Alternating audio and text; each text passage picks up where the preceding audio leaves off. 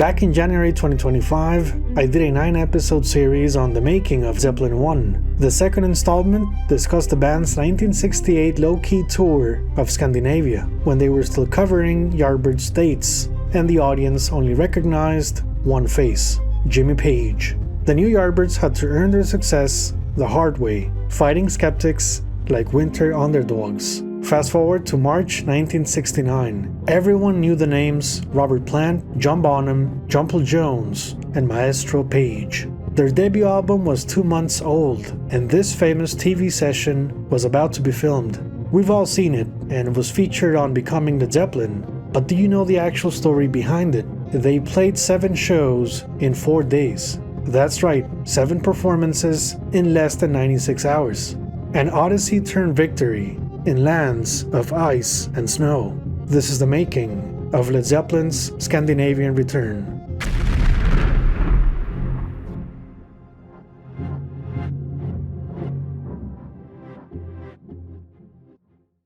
It's the 4th week of February 1969. Led Zeppelin came back from an electrifying 31 concert run in America.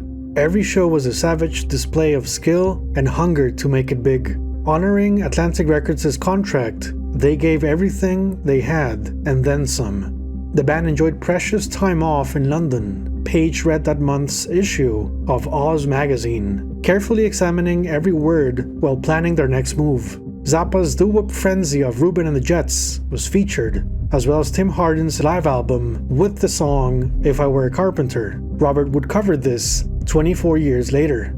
Also on the pages was Al Stewart's Love Chronicles. Page and Jones probably smiled, knowing they recorded guitar and bass parts for the title track.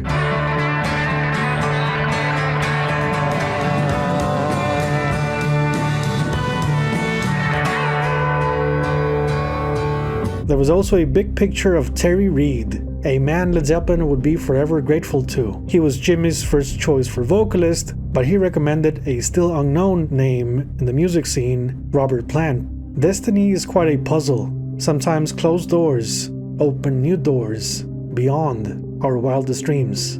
The band was still waiting for their instruments to be shipped back from America, which forced them to cancel 2 shows in the UK, but Zeppelin managed to jam at John Bonham's wife Pat's 21st birthday over at Club Lafayette in the Black Country.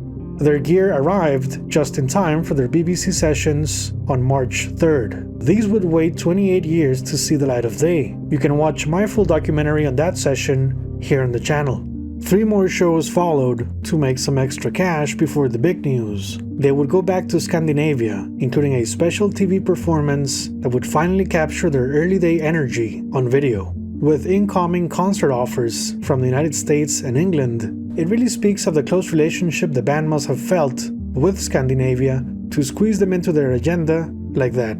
They played the Leicester de Montfort Pyjama Dance on March 13th. It was a student gig running from 9 p.m. to 1 a.m., with Zeppelin headlining the event.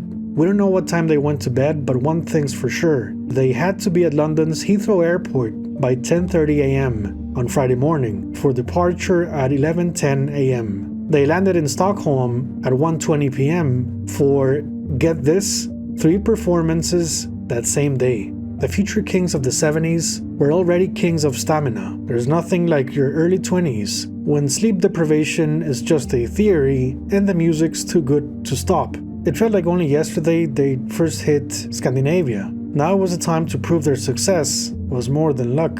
They'd gone from technically unsigned in '68 to becoming Atlantic Records' favorite child.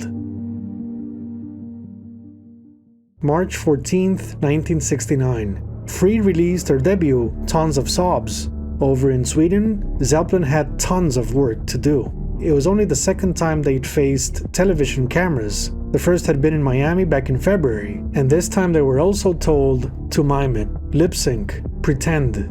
For a band that lived by sound and drive, it felt like a joke. They never faked it with groupies, so why do it in front of a camera? Zeppelin turned it into a statement. The songs were Good Times, Bad Times, and Communication Breakdown, but only one has seen the light of day. We can speculate Good Times, Bad Times was discarded. Robert took it personally to deliver, and by then they probably slept less than 5 hours total.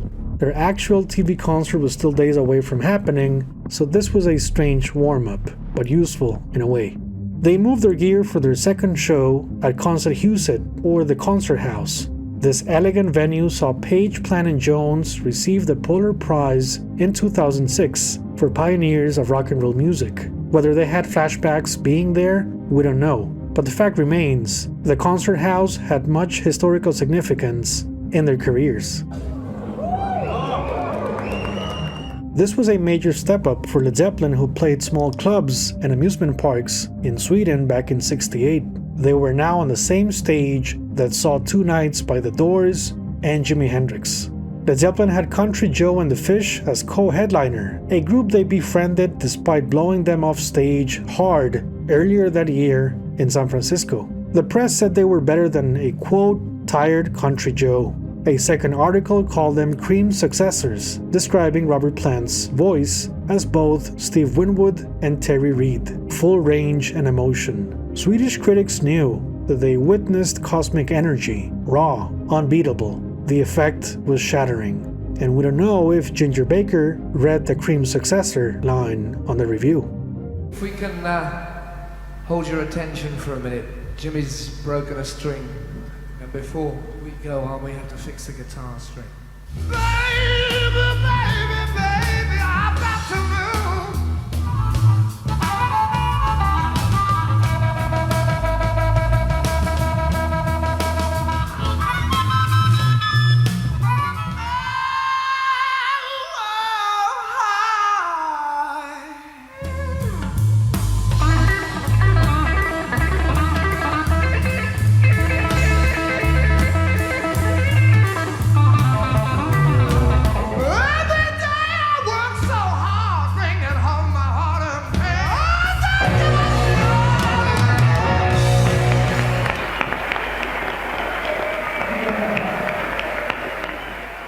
Led Zeppelin headed north for their third performance of the day at Uppsala University. An architectural treasure designed with tradition and attention to detail, this hall was now turned up to 11 to the sounds of British rock. Notice the Marshall stacks and what looks like John Paul Jones plugged in to a guitar amp. They needed those massive crunch sounds to rival John Bonham's frenetic drums. Check out those timpani drums in the back. Little did Bonzo know he would play those too by 1973.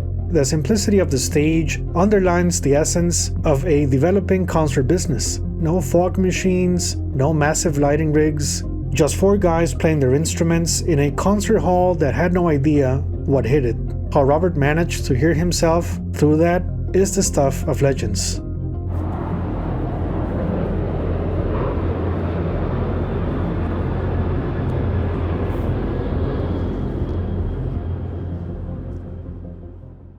March 15th was another trial by fire, a deja vu moment. Two shows on the same day, at the same venues, just like September 7th, 1968.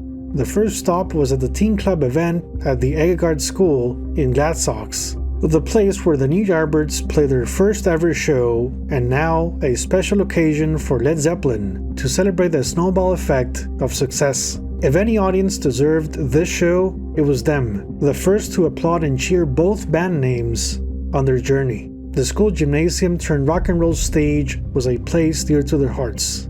We're going to endeavour to carry on, despite Che Guevara. As long as I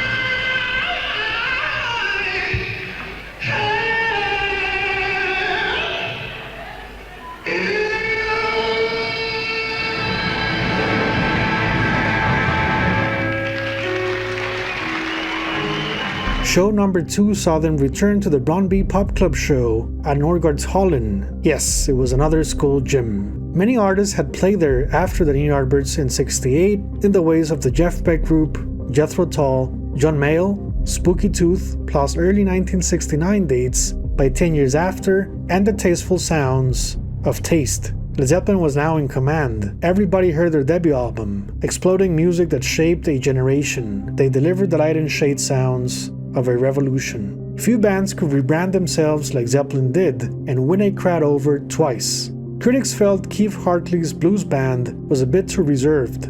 Led Zeppelin were called outstanding with immense power and youth. Robert Plant shined once again as, quote, a real frontman, charismatic and unrestrained. The article talked about how they hoped the band's upcoming TV program special would see the light of day quickly. Danish audiences knew the boys were back in town.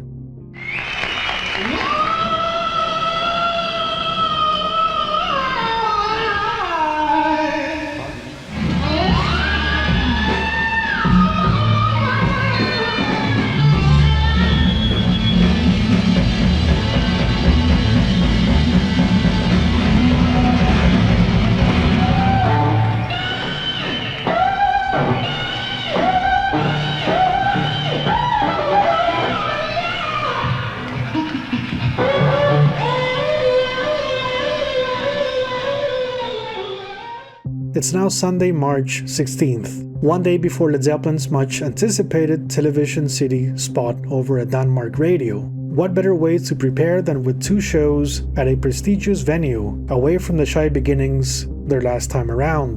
The 1600 capacity Tivoli Concert Hall, housed to the Symphony Orchestra, located inside the colorful aesthetics of Tivoli Gardens, it was a sight of splendor, movement, and tradition. 1968 had shows by Jimi Hendrix, Cream, Traffic, Bill Haley, Zappa and the Mothers, and big band legend Count Basie. Now it was a turn for a 3-band spectacle, Led Zeppelin along with the tour's openers for 2 shows the same day at 4 p.m. and 7 p.m. Although audiences complained they couldn't dance being stuck to their theater seats, it was another hit for the band. According to the reviews, they took music to frightening heights. BEA, number 1 in Europe. Monday, March 17th. It's the last day of their tour, and Led Zeppelin drove to Danmark Radio for TV Byen, or TV City. This wasn't just another television slot, it was a rite of passage, and to some extent, a chance to take the reins heading into a new decade. Cream had played here in 1967, and The Doors performed a 6-song set in September 1968, right around the time Zeppelin first toured Scandinavia. With that history in mind, it's easy to imagine the anticipation before the cameras rolled. A sound check was held before the broadcast as studio engineers debated on the best microphone setup. This wasn't your typical laid-back blues outfit. This was high-octane, high-volume Led Zeppelin. Photographs show Jimmy playing through a pair of Rickenbacker transonic amps, along with an Arbiter Power 100 head. But check this out. As the audience gathered around the band, you can see they replaced one of the transonics with a different brand. My guess is that both transonics were simply too loud for the TV set, so a last-minute decision had to be made. This wasn't your regular concert, but a controlled environment where the sound mix had to be worked out first. Throughout the show, Jimmy kicked on his fuzz pedal while using his guitar volume knob accordingly for dynamics. Jones played through a Marshall head that gave his tone incredible definition, and he even had a smoke just before showtime. The final mix cut some of Page's low-end frequencies to make space for Jones's bass, Bonham's kick drum, and the overheads that capture his cymbals, toms, and snare. Studio compressors tightened the sound, making this a truly historic performance, one that speaks volumes about the engineers at Danmark Radio, who captured it with remarkable attention to detail, considering this was black and white 1969. Now, because it was a television performance, the amps didn't need to be that loud, which may have been a challenge for Bonham, who had to work extra hard to listen to what his bandmates were doing. But if those amps were cranked all the way up to 11, then my condolences to the audience. They probably had ringing ears for weeks or years. Fun fact, this was Bonzo's first time performing on a proper drum riser, something he wouldn't return to until 1975. While his Fillmore East setup had him barely above the stage, the Danish set put him above his peers. Communication Breakdown kicked off the 4-song set, with Robert Plant's voice cutting through the mix in a way that recalls the BBC session sound. Jones and Plant were dressed in dark tones, while Bonzo and Page played maple-colored instruments with matching wardrobes, a smart contrast that created a striking yin-yang visual effect. Dazed and Confused followed, and the MVP of this session has to be 20-year-old John Bonham. The way he attacks the drums leaves you in awe, smashing the kit like it promised to pay points on a loan, only to come empty-handed. Bonzo went collector mode. What do you got for me? He elevates the tight string section in Robert's raw delivery, showing how Led Zeppelin kept perfecting the balance between explosion, restraint, and explosion. Jumble Jones held the groove with fluid precision, rocking some guitar player moves, while his bass lines throughout the set were insanely wise and alive. Thank you. Third song was Babe I'm Gonna Leave You, a risky choice given the dry-sounding studio, but they needed that soft intro to take a breath. The song had been with them since 1968, but wouldn't survive past 1969. It was heavy, but impossible to fully match the album's magic. The iconic arpeggio only truly works on an acoustic guitar. As a guitarist myself, I can tell you, playing this on electric is a battle. The instrument fights you back, angle, resonance, and sensitivity-wise.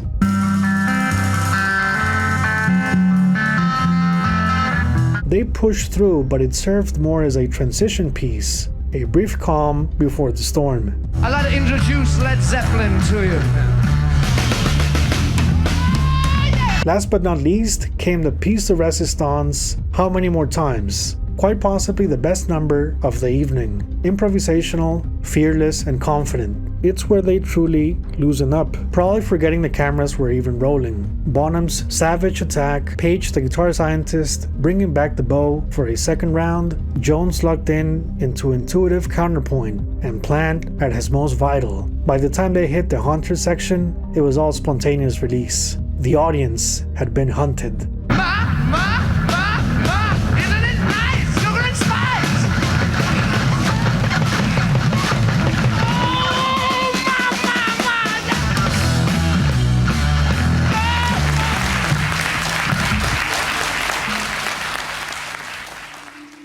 Watching this black and white footage for the first time on my Led Zeppelin DVD in my 20s was an event. I wondered what it would be to see this in color, the warmth of the lights, the tone of the room, everything. So I had this crazy idea around 2009 to extract every single frame and colorize them in Photoshop, then compile them in After Effects.